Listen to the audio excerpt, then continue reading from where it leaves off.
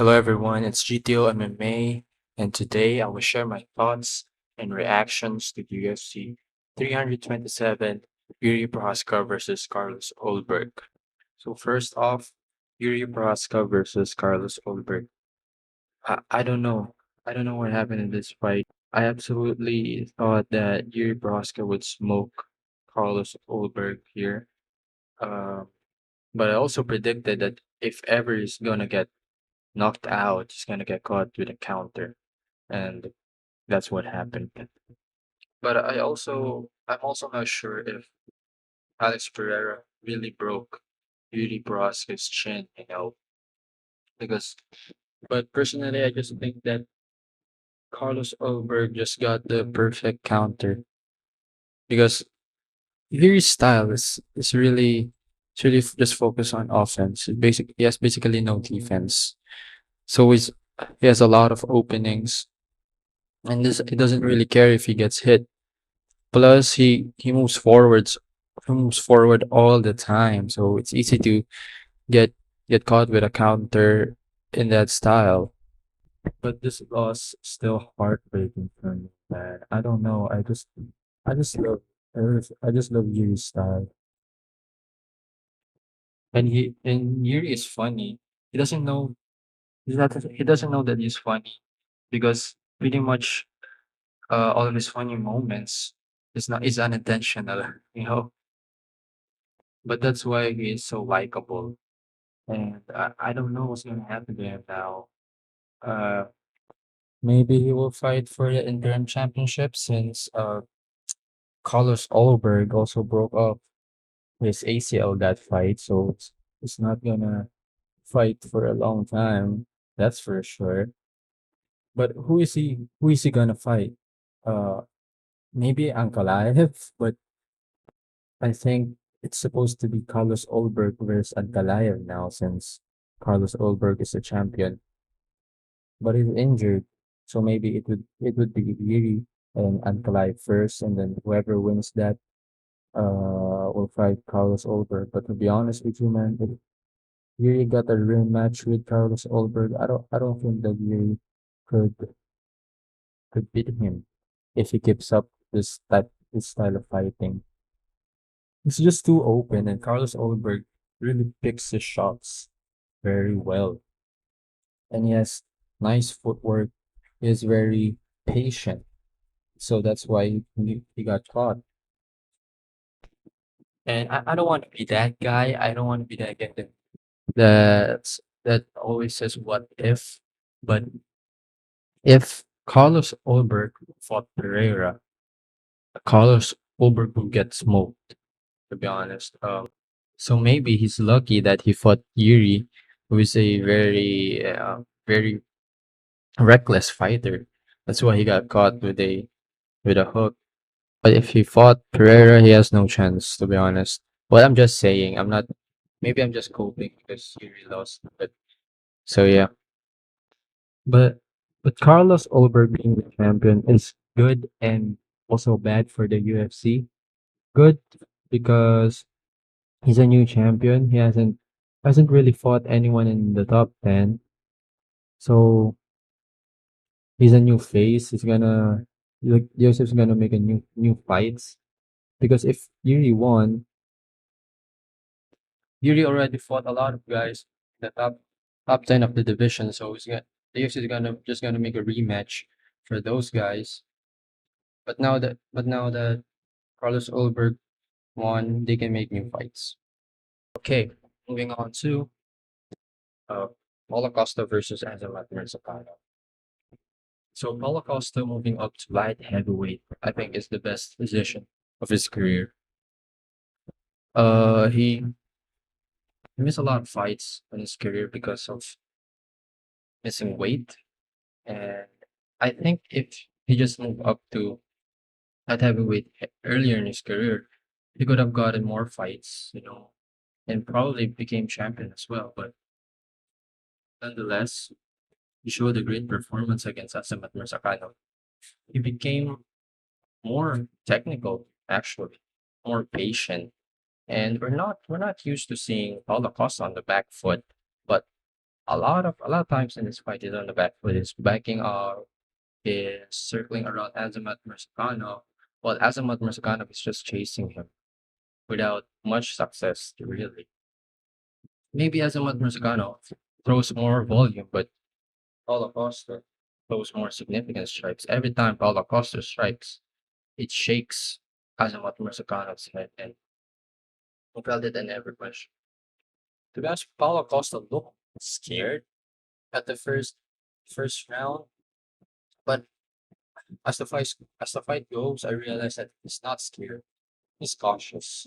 All right, he's cautious and just much more smart in this fight compared to his other fights. But he has just so much power. He just have so much power that his kicks really shattered uh Azamat Murzacanov's spirit in his knockout of Azamat Murzacanov. I don't think he even hit his head clean. And you can see it. He didn't knock him out cold. It looks like Azamat Murzacanov just got hurt and then he decided that he's tired. He just laid down on the floor. I don't know how powerful that kick was, that it made him tired, so fatigued, but that's what happens. Anyways, nice win for Paulo Costa. Okay, next up, Curtis Blades versus Josh Hogan. Holy shit, bro. You can see that Curtis Blades is just fighting out of hate, until the last round. I think he just hates Josh Hogan because Josh Hogan's a fucking asshole, to be honest with you. But Curtis Blades is also so hurt in this fight. He's bleeding all over. He got hurt early in the fight. So coming into the second or third round, you already sustained a lot of injuries. And Curtis Blades just got rocked too many times in this fight. So I don't know how he survived the third round. Probably because he's just so pissed off at Josh Hogan, who's flipping him off all the time in this match. So Josh Hogan is a weirdo, but for me, he looks like a bully to me. Yeah, looks like a bully, and so he's the perfect heel. Obviously, he's trying to be Chael Sonnen with that post fight speech, but it's not Chael Sonnen. I don't know what the fuck he's talking about in that speech. I don't understand. Anyways, Curtis Blades is also a amazing fighter. He rocked Josh Hogan a lot of times as well in this fight. And for me, they didn't gas out. They didn't really gas out compared to other heavyweights. I'm looking at Taito Ivasa. They didn't gas out. They stepped on the gas pedal until the end of the third round. So pretty great fucking fight. And I want to see Josh Hogan lose. He's a fucking asshole, and for me, he looks like a bully. Now for the next fight, Dominic Reyes versus Johnny Walker. All right, this fight is a stinker. All right, I don't know if Dominic Reyes is scared of Johnny Walker, but I think he's just too cautious. He can't risk another loss, but he's willing to make a boring fight. So he's going to be cut from the UFC as well because of this boring performance. To be honest, both of them should be cut from the UFC for making this match just a leg kick contest. And to be honest, both of these guys, if they just put just a little bit more effort in this fight, they could have slept their opponent. Both of them. Dominic Reyes just used more of his footwork, more of his aggression. He could have knocked out Johnny Walker and Johnny Walker as well. I mean, he's not a knockout artist, but he could have done more. So yeah, I don't really want to talk about this fight. It's a boring ass fight. Okay, for the next fight, Cub Swanson versus Nate Landwehr. Landwehr, Landwehr, whatever. Uh, another veteran walks to the sunset, and he is sent off with an amazing performance. First and foremost, Cub Swanson really showed his experience in this fight. He looks like he knows what he's doing. Of course he does, of course. But that's what I want to see with veterans. I don't want to see them like Tony Ferguson, where they are you don't know you don't know what day is it. But Cobb Swanson, he knows what he's doing. He's dodging the strikes. His hands are down, bro, and his shots are deliberate. That's what I want to see in UFC veterans. They know what they're doing. They know why they're throwing the shots. They know why they're dodging the punches. They're not just running off uh based on their instinct. They're using their experience. And to be honest, I don't think Cobb Swanson's retirement would last very long. It's either that he's going to fight in a bare knuckle match or a boxing match. Or maybe he's gonna return to the UFC. Yeah. And maybe fight Dan Ige. I don't know, bro. Anyways, nice fight. Now for Aaron Pico versus Pitbull, official Pitbull. Wow, I like how Aaron Pico adjusted his style. So in his previous fight against Murphy. So he's a, of course, he's a pressure fighter. He's a wrestler. So in that fight, he just blindly just goes forward looking for a takedown or a big shot. That caused him to get caught with a spinning elbow. But in this fight, we didn't really see that. What we saw is a calculating pressure. So he moves forward, but he doesn't do it recklessly. He just picks his shots, wait for his opponent to have an opening, and then that's when he goes for a takedown or throws a effective combination. Actually, it looks like Ilya Topuria in this fight, with those multiple punches combinations. He throws maybe five punch combinations, and that's amazing. Also, we can he showcases his patience in this fight. He knocked down Patricia Pitbull a couple of times, but he didn't just rush to Patricia Pitbull. He became so patient because I don't know, maybe he's scared of being slimed out again. So yeah, very good performance from Aaron Pico.